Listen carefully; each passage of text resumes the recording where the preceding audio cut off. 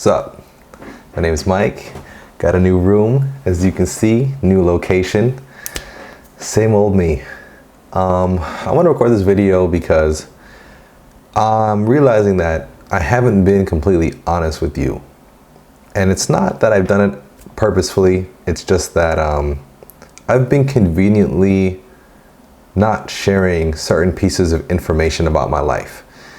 And it's kind of got to the point where I think I need to catch everybody up on where I've been and where I'm going. What's my actual plan? What am I doing all this for? But in order to do that, I kind of need to take a step back.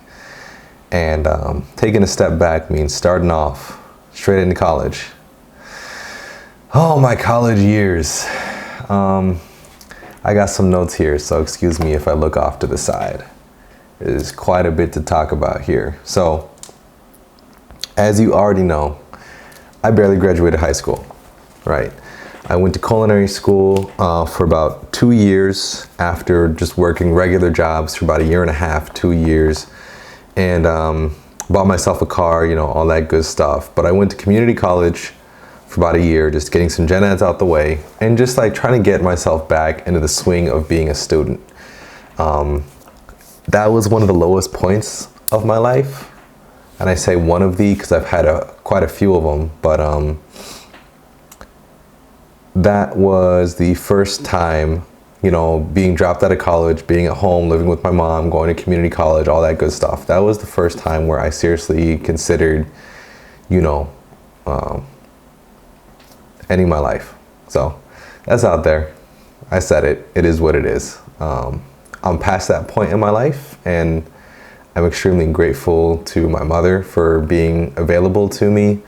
I don't think she ever realized how important she was to me during those years of my life, and how much she grounded me and prevented me from doing things that I would have regretted. So, love you, Mom. Anyway,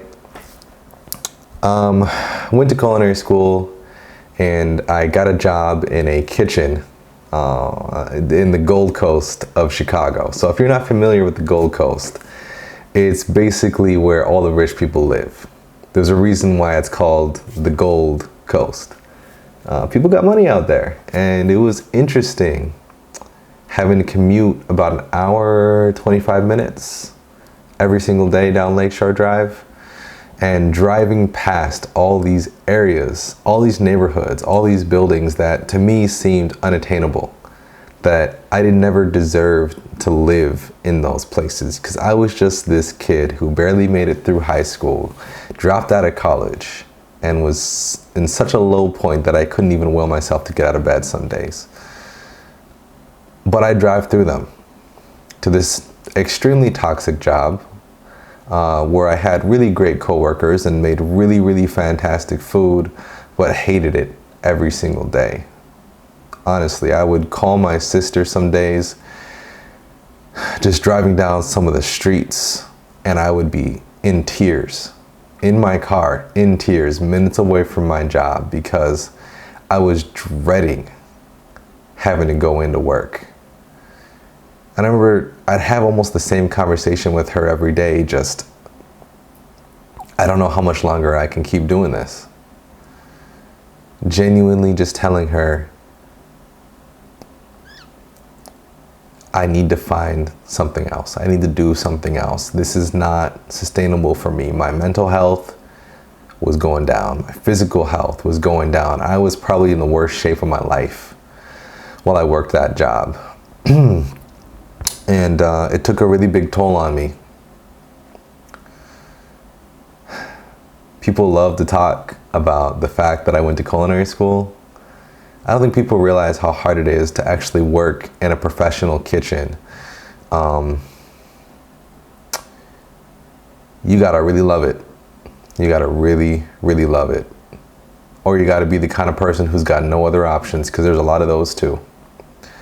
Anyway, I worked there for about 2 years, got some really good experience, but the kitchen started to get bought out by Lettuce Entertain You.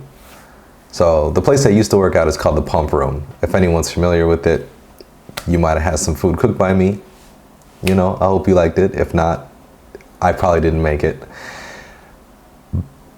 But I was now at a crossroads. They told me if I decided to stay on, because I had these 2 years of experience, they would really train me up. They'd basically start grooming me to be an executive chef. With the way things had been going, I decided that's not what I wanted. I decided I wanted to go back to college. I wanted to prove to myself that I could finish college. I had been doing community college, right? I had gen eds, and I decided that this was the kick that I needed to go back and finish getting a bachelor's degree. And so I did. I played Division III soccer. I was a student athlete. I was working on getting a business degree, and I was also, with my culinary experience, I also started a culinary club. I asked the IT department to create a job for me there because I was a self-taught developer. I was teaching myself how to code. I had a portfolio of projects I was working on. Basically just doing everything that I could. And eventually I got into choir, more into music. I was always interested in music, but I never thought I could sing because everyone told me I couldn't sing, so I just never tried. But I joined several choirs. That was going really well. Classes were going pretty well. And the culinary club was taking off. I had about 20 some odd people in my club. I was doing bake sales on a weekly basis, and I was making about $50 a week in net profit just off of me and my girlfriend at the time, just kind of us running the show, right? But my junior year of college was around April of 2020. And I don't know if any of y'all were around at that time, but there was this little thing called the pandemic. And due to the pandemic, all of us had to vacate the dorms. So I finished my junior year of college remotely. And after the semester ended, the school announced that due to financial concerns and accelerated by the pandemic, the entire university would be shutting down. And they said, you have 48 hours to come back to the dorms and retrieve all of your personal items. And then after that, we're just gonna donate everything. And I was like, bro, what the hell is going on, man? Why is it that every time I decide I'm gonna buckle down and do something like this happens? I was just so upset. I didn't care about the fact that the school was closing. I cared about the fact that I had built all these things for myself. I was grounded. You know, I was a starting player on the soccer team. I had my culinary club. I was a part of 3 different choirs. I was getting A's and B's in all of my classes. You know, I was about to get my internship lined up. I was getting promoted at this job that, again, they created for me, a tech job. I was working weekends and nights at a country club, you know, with my culinary experience. Like, I had a lot going on for me. And I had to just walk away from everything and start over again. I was just so over it. That was another low point of my life because I finally felt like I had momentum and that I was moving towards something bigger than myself. And to have the rug pulled out from under me, it was really tough. So my girlfriend and I, we broke up. The relationship was kind of toxic anyway. So to be honest, that was for the best. You know who you are. Sorry.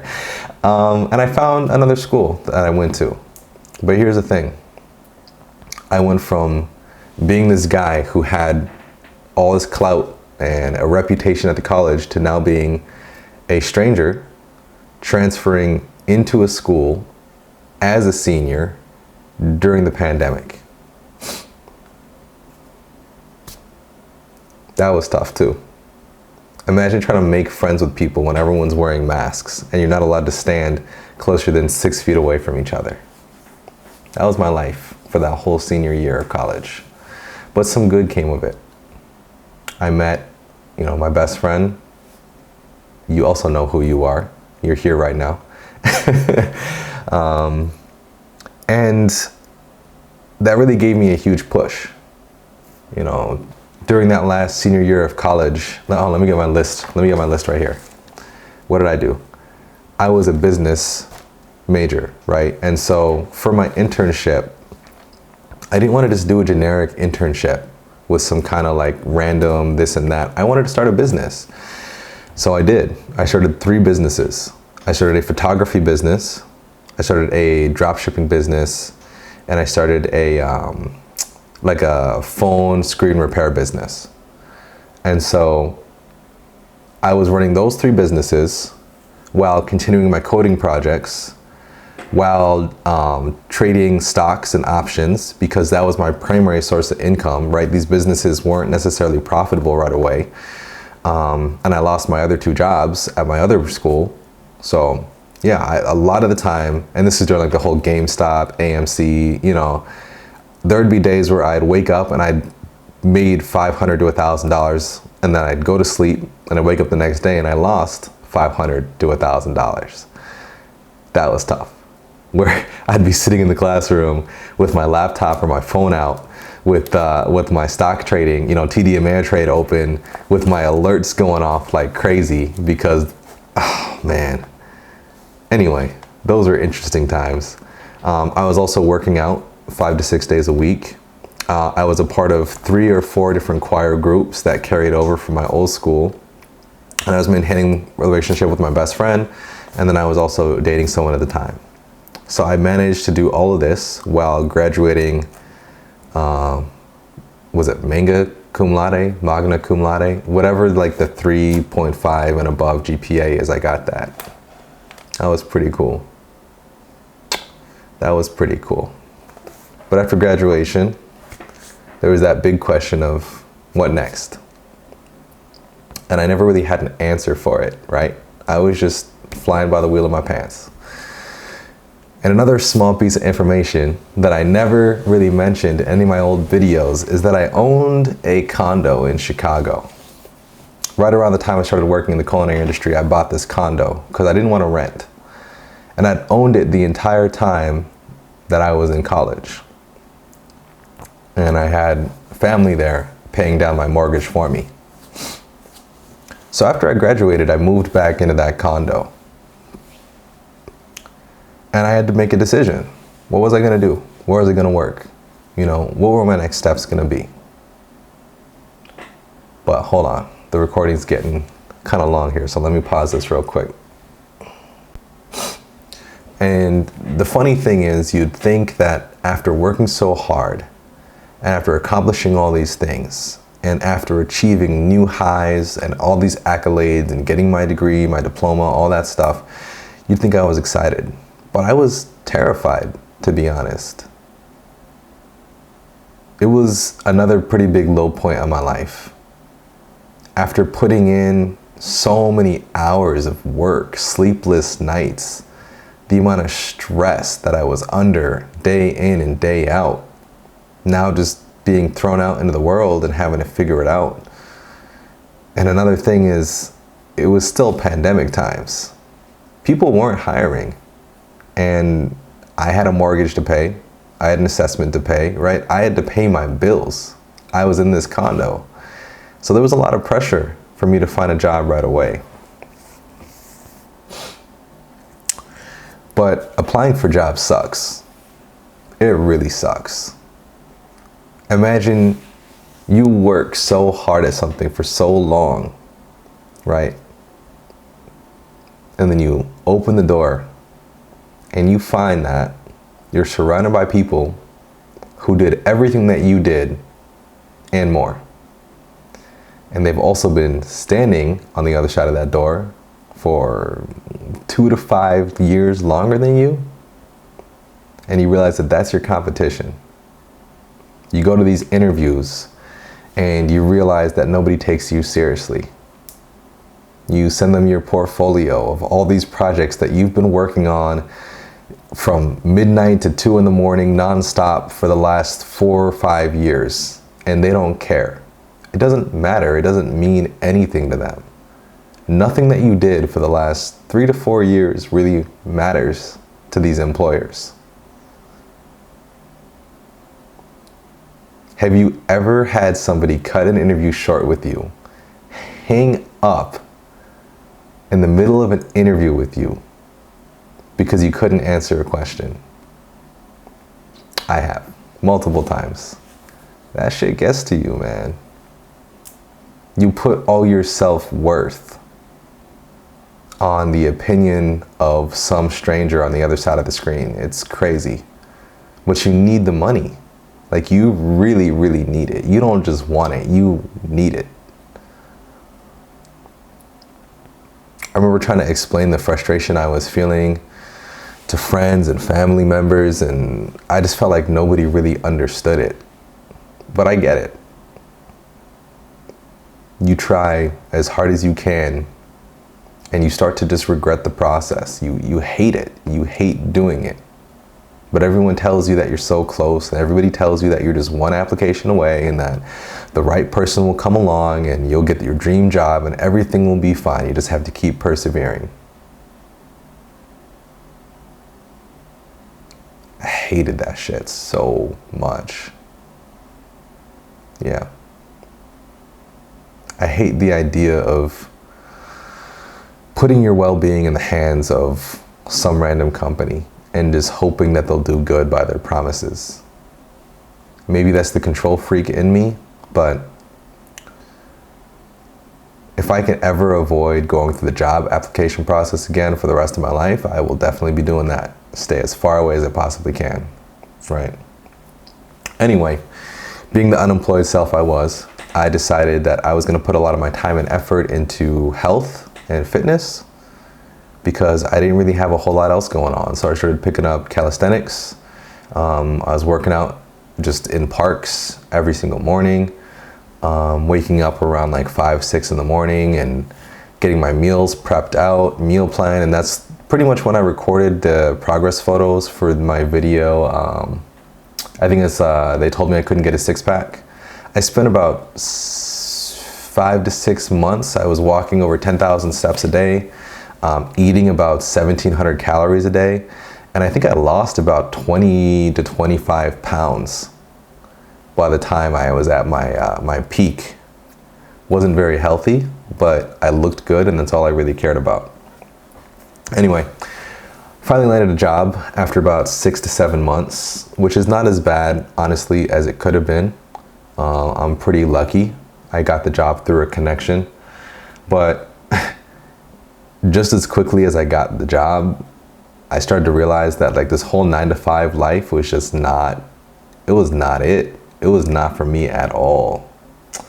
It just wasn't the lifestyle that I really wanted for myself. I hated, you know, waking up every single day, you know, getting dressed while trying to pack a lunch, while trying to style my hair, while trying to eat breakfast, you know, being on everybody else's timeline, and then showing up to a job where I'm talked down to, where my managers are, you know, I think I hated it because it reminded me of school.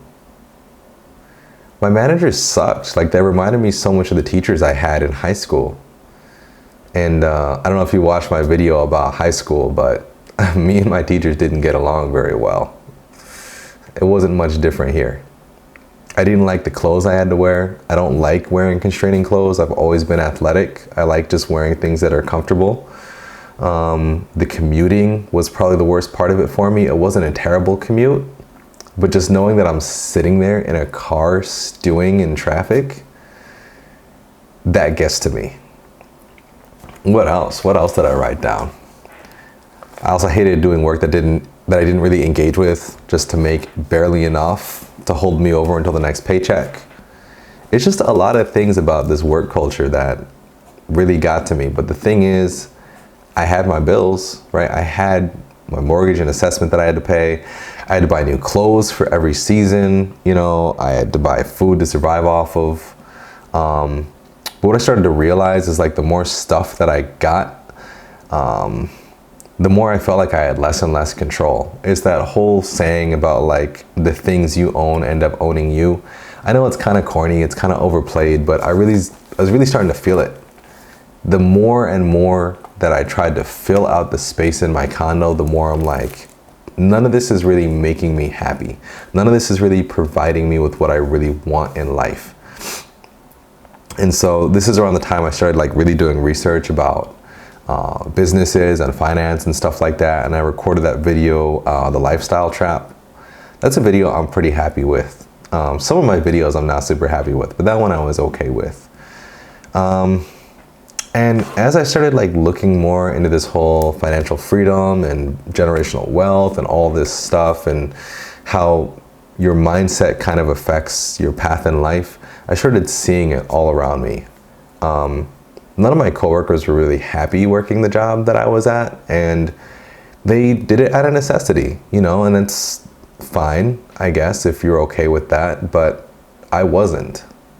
And I realized that if I was gonna move forward in life, I had to change my environment.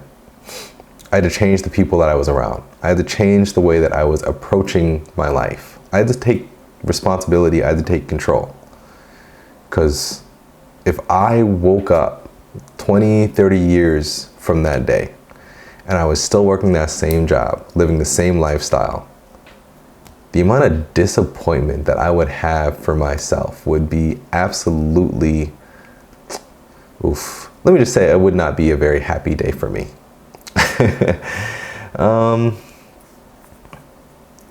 But a lot of people just kind of accepted it, you know.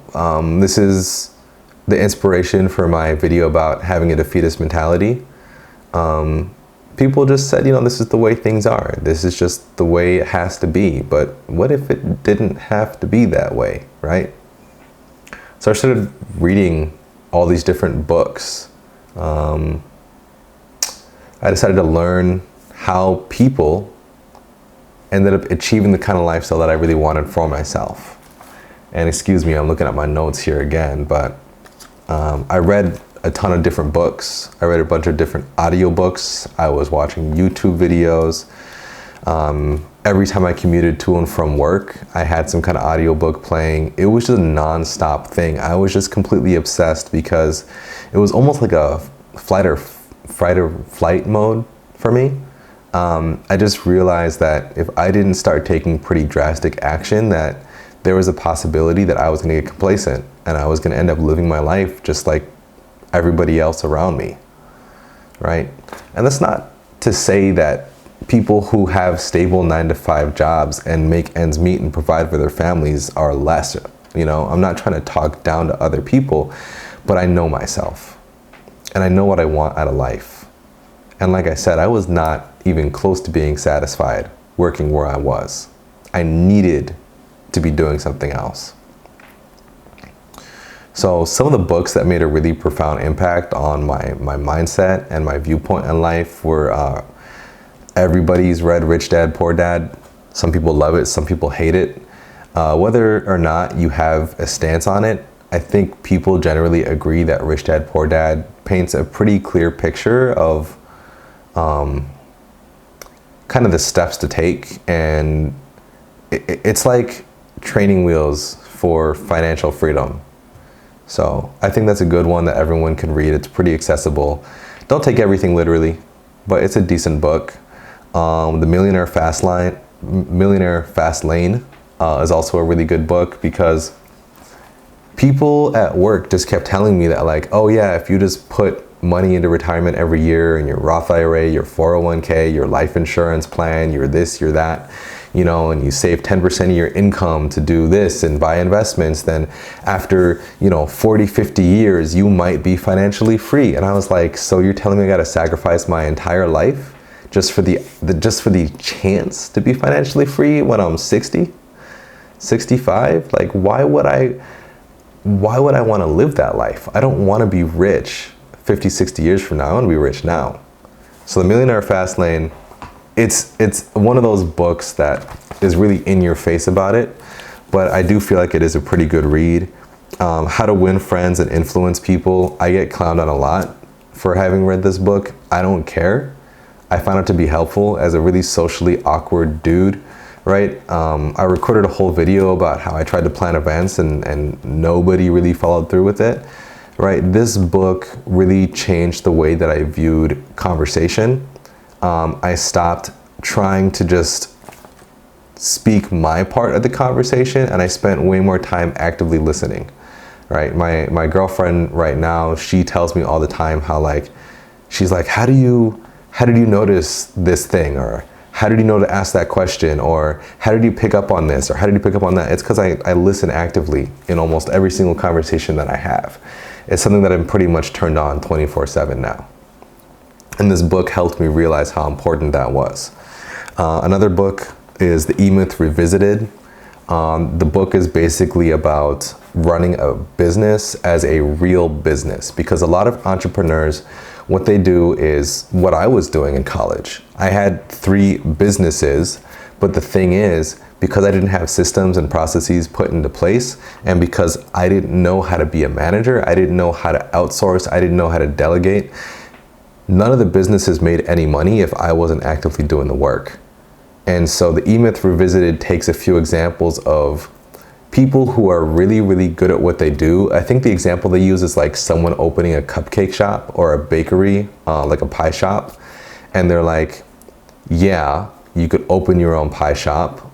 But for one, do you know anything about running a business, right? You're a good baker, but are you a good business person? And for 2, if you open a pie shop, now you're not just a pie maker, you're an accountant, and you're a manager, and you're an HR department, and you're doing inventory, and you're doing, right? Like, being a business owner is so much more than just doing the task. So E-Myth Revisited, I think, is a really, really good book. But another good one is called Dotcom Secrets. And there's Dotcom Secrets, and I believe like Funnel Secrets, ClickFunnels, stuff like that. People seem to be really torn on sales. I get it. I'm not a huge fan of salesmen. One of my biggest pet peeves is bad salesmen, but business is sales. And if you're not willing to learn sales, how are you going to have a successful business? So I pretty much just made the decision that I wanted freedom, financial freedom, you know. But the more I looked into being an entrepreneur, the more I looked into starting a business, the more I realized that a business is mostly just a reflection of a person's vision.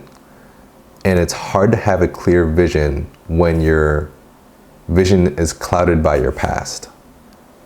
So me trying to get over my past was a large reason as to why I started recording these videos in the first place. So my first video ever, You Do Not Belong, it really took off in a big way. I had a lot of people reaching out and supporting me, which gave me the confidence I needed to continue releasing videos. And I don't know, it just has kind of been working out. I mean, I like the process, and I think people get value out of it, and so I just do what I can, right? But I know this is getting long. I'm gonna stop it here for now and cut this up into different parts. But trust me when I say, this is just the beginning of the beginning.